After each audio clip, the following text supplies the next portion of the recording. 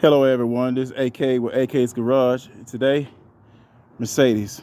Got a Mercedes E320 diesel CDI. So on the last video, so this is part 2.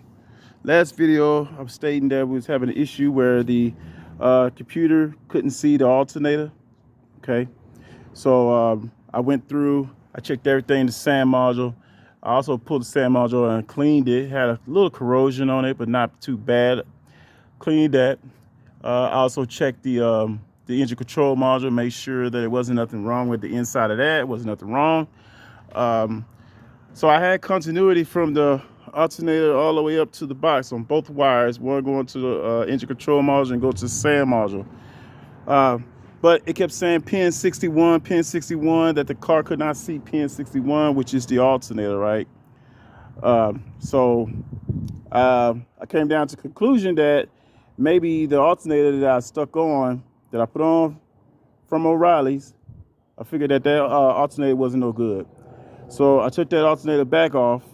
Now, every time you pull this system apart, you're going to drain 2 gallons of coolant out every single time. So every time I pull this out, I had to do that. So I went up to O'Reilly's, got another one, had it ordered, got another one, stuck it in. It still would not read. It kept saying pin 61. And I'd be darned, on the second alternator that I put in here by O'Reilly's, that second alternator stopped charging. It just completely stopped charging. So both of the alternators wouldn't work in here. So the conclusion of this whole thing is, the reason you couldn't see pin 61 is because pin 61 wasn't even talking back. So the alternator from O'Reilly's was no good for this model car. So this is a 2005 2005 Mercedes E320cdi. The O'Reilly's alternator would not work in here at all. I tried 2 different ones and wouldn't work. So what I had to do is I had to go find a used one, and that's what I did. Found the used one, stuck it in. Within about 30 minutes, everything cleared on the dashboard. No more pin 61, nothing about no battery or alternator, anything. So on this model, you can't put in an aftermarket regulator. So that regulator that was on an alternator obviously was no good. So the one I got on here now, it has a Bosch regulator on it, and that's holding up very well.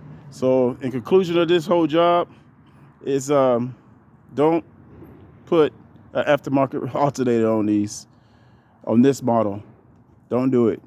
I know that the newer models will take aftermarket alternator, but this one right here wouldn't. So also, this one has 4 bolt holes to connect it.